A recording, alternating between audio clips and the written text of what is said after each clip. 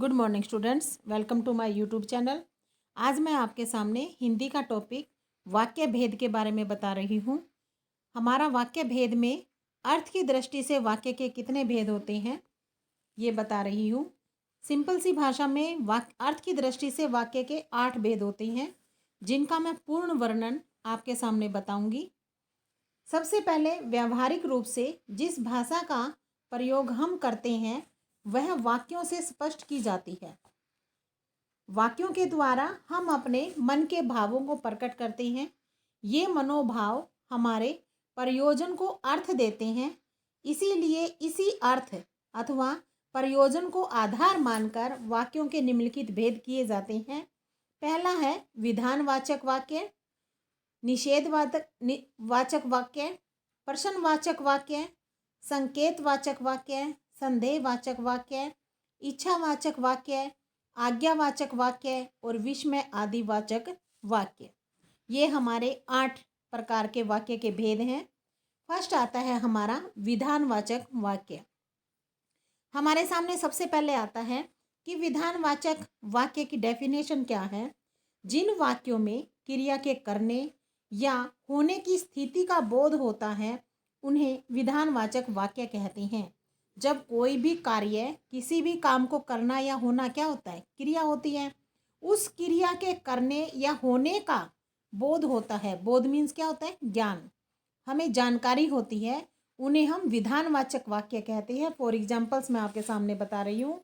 सूर्य पूर्व में उदय होता है, बच्चे विद्यालय जा रहे हैं, परिश्रम से ही सफलता मिलती है, वास्तव में हम सब प्रकृति के बालक हैं, पिताजी कल ही बनारस से लौटे हैं।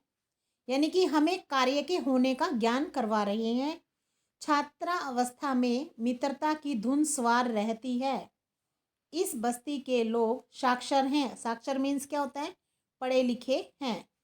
बच्चे मैदान में खेलते हैं, काव्या चित्र में रंग भर चुकी है। ये हमारे वाक्य थे विधानवाचक वाक्य के एग्जाम्पल्स। फिर नेक्स्ट आता है निषेधवाचक वाक्य।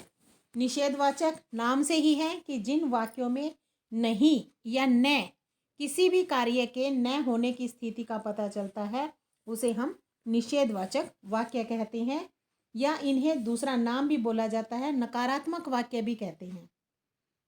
जिस प्रकार से है, आप उधार न लें या आप उधर न जाएं, मुझसे चला नहीं जाता, उसे रोको मत। तो आपसे पूछा जा सकता है कि एग्जाम्पल्स देके कि मुझे घर नहीं जाना है, ये किस प्रकार का वाक्य है, ये निषेधवाचक है जिसमें नहीं का प्रयोग होता है। आगे है वह आज नहीं लौटेगा, मोहित को बुखार है इसलिए वह नहीं आया, महिमा कल स्कूल नहीं गई, वहाँ खाली मत बैठो। मत का भी मतलब क्या होता है, नहीं। ठीक है, तो ये हमारे थे निषेधवाचक वाक्य के कुछ एग्जाम्पल्स। फिर आता है हमारा प्रश्नवाचक वाक्य। प्रश्नवाचक जैसे नाम से ही है कि इंटरोगेटिव सेंटेंस, जिनके पीछे क्वेश्चन मार्क लगता है। जिन वाक्यों में प्रश्न पूछने या करने का बोध होता है, बोध मीन्स जानकारी, उन्हें प्रश्नवाचक वाक्य कहते हैं। फॉर एग्जाम्पल्स आप देखोगे बेटा, क्या वैभव अपने मित्र के साथ चला गया, तो पीछे क्या है, साइन ऑफ इंटरोगेशन। नेक्स्ट है क्या गुरुजी ने विद्यार्थियों से प्रश्न किए, तुम कब लौटोगे, बबीता आज कहाँ जाएगी, आप अपनी बात सक्षम अधिकारी को क्यों नहीं बताते, परीक्षा में तुम्हें कितने अंक मिले। ये सभी क्या पूछे जा रहे हैं, क्वेश्चन पूछे जा रहे हैं, प्रश्न पूछे जा रहे हैं। क्यों अमेरिका में उन्हें घुसने नहीं दिया जाता है, शोर क्यों हो रहा है, तो ये क्या है, क्वेश्चन पूछे जा रहे हैं। और जहाँ पर प्रश्न पूछे जाएं वहाँ पर प्रश्नवाचक वाक्य आता है। पेपर में आता है कि आपको सेंटेंस दे दिया जाता है और आपसे पूछा जाता है कि यह वाक्य किस प्रकार का है। तो जिन वाक्यों के अंत में sign of interrogation question mark लगता है, प्रश्न चिन्ह लगता है, उन्हें क्या कहते हैं, प्रश्नवाचक वाक्य। नेक्स्ट आता है हमारा संकेतवाचक वाक्य। फिर है जिन वाक्यों में एक क्रिया का पूर्ण होना और दूसरी क्रिया पर निर्भर हो अथवा किसी न किसी शर्त पर आधारित वाक्य विधान हो उन्हें हम संकेतवाचक वाक्य कहते हैं। यानी कि एक क्रिया हमारी पूर्ण हो रही है और दूसरी उस पर डिपेंड है, निर्भर है, तो उसे हम क्या कहेंगे? संकेतवाचक वाक्य। यदि अध्यापक ने महेश का उत्साह बढ़ाया होता तो वह अवश्य जीत जाता। यानी कि ये जो सेंटेंस है इसमें क्या है? एक सेंटेंस के ऊपर ही दूसरा सेंटेंस क्या है? वो निर्भर है। नेक्स्ट है यदि उसने अपना ध्यान रखा होता तो बीमार न पड़ता। समझ आ रहा है आप सभी को? माँ भी आ जाती तो अच्छा होता। अच्छा कब होता? जब माँ आती। तो एक वाक्य दूसरे वाक्य के ऊपर डिपेंड है। यदि वर्षा होती तो फसल अच्छी होती। यदि पानी ठंडा हो तो उसे अच्छी तरह राहत मिलेगी। कमल लखनऊ जाता तो आम लाता। यदि पीड़ा है तो आशा भी है। सूरज निकलता तो कपड़े सूख जाते। यानी कि इसमें क्या है कि एक क्रिया के ऊपर दूसरी क्रिया डिपेंड है, आधारित है, तो उन्हें हम कहते हैं संकेतवाचक वाक्य। नेक्स्ट आता है हमारा संदेहवाचक वाक्य। संदेहवाचक जिसमें डाउट्स होते हैं। जिन वाक्यों में संदेह प्रकट किया जाए अथवा संभावना प्रकट की जाए उन्हें हम संदेहवाचक वाक्य कहते हैं। जैसे इनमें वर्ड लगते हैं शायद कल वह अपने घर लौट आए, हो सकता है वह आज परीक्षा देने जाए, हो सकता है गोलू ने खिलौने तोड़े हों, शायद भाभी भी शादी में जाएगी, हो सकता है मधुकर मुझे भी चलने के लिए कहे, शायद कल वह यहाँ न आए, न आए मीन्स नहीं आए, शायद उसने अपना कर लिया, मेहमान शायद कल आएंगे, वह आपकी खुशी के लिए शायद सभी शर्तें मान लेगा। तो ये क्या है? शायद है, डाउटफुल है, पक्का नहीं है, तो उन्हें हम संदेहवाचक वाक्य कहते हैं। नेक्स्ट आता है हमारा इच्छावाचक वाक्य। जिन वाक्यों में कहने वाले की इच्छा, आशा, शुभकामना और आशीर्वाद आदि के भाव प्रकट होते हैं उन्हें हम इच्छावाचक वाक्य कहते हैं। जिस प्रकार से है तुम्हारा कल्याण हो, इसमें क्या होता है? आशीर्वाद दिया जाता है।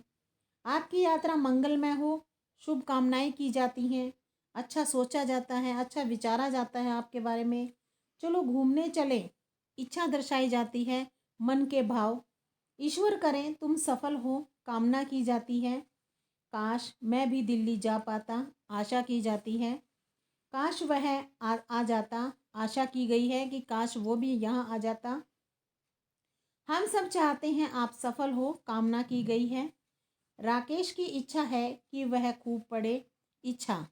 तो इन सभी में वाक्यों में क्या है? इन सभी वाक्यों को हम कहेंगे इच्छावाचक वाक्य।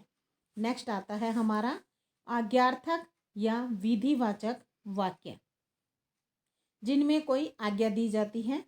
जिन वाक्यों में आज्ञा, निर्देश, प्रार्थना तथा सलाह आदि का भाव प्रकट होता है उन्हें हम आज्ञार्थक या विधिवाचक वाक्य कहते हैं।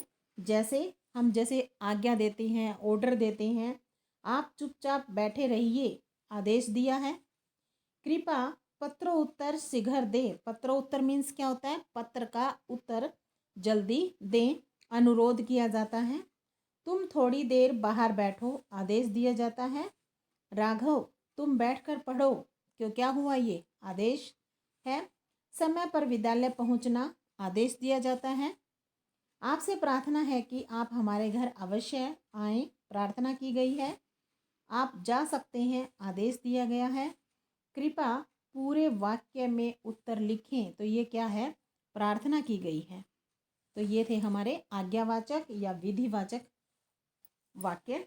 नेक्स्ट आता है हमारा विस्मयादि वाचक वाक्य। जिन वाक्यों में हर्ष, विस्मय, विस्मय मीन्स क्या होता है? हैरानी, शोक, घृणा आदि मनोभावों को प्रकट करता है उसे हम विस्मयादि वाचक वाक्य कहते हैं। इसमें क्या होता है कि कुछ वर्ड्स होते हैं, उनके अकॉर्डिंग हमें पता चलता है कि ये विस्मयादिक हैरानी वाले वाक्य हैं। जैसे वाह, इतना सुंदर लेख। कोई भी राइटिंग हमें अच्छी दिखती है तो हम उसको बोलते हैं कि वाह, इतना सुंदर लेख है आपका, इतनी सुंदर हैंड राइटिंग है आपकी। ओह, आज फिर देर हो गई। शाबाश, ऐसे ही उन्नति करते रहो। अरे श्याम, तुम अभी तक नहीं गए। हाय, यह क्या कर दिया। अरे, यह चोट कैसे लगी। तो इसमें क्या है, क्वेश्चन भी पूछा गया है और हैरानी भी जताई गई है, विस्मय आदि बोधक भी है। धत, सब गड़बड़ कर दिया। जैसे इसमें डांटते हैं तो धत बोलते हैं। आहा, कितना सुंदर बगीचा है, बहुत ही ज़्यादा खुश हो जाता है मन, तो आहा निकलता है। अरे, आज कुमार नहीं आए। शाबाश, तुमने बहुत सुंदर काम किया। तो ये क्या है, हमारे विस्मय आदि बोधक वाचक वाक्य। तो ये थी हमारी कि अर्थ की दृष्टि से वाक्य भेद। यदि आपको ये वीडियो अच्छी लगे तो इसे सब्सक्राइब करना ना भूलें, साथ के साथ बेल आइकन का बटन ज़रूर प्रेस करें। Thanks for watching this video.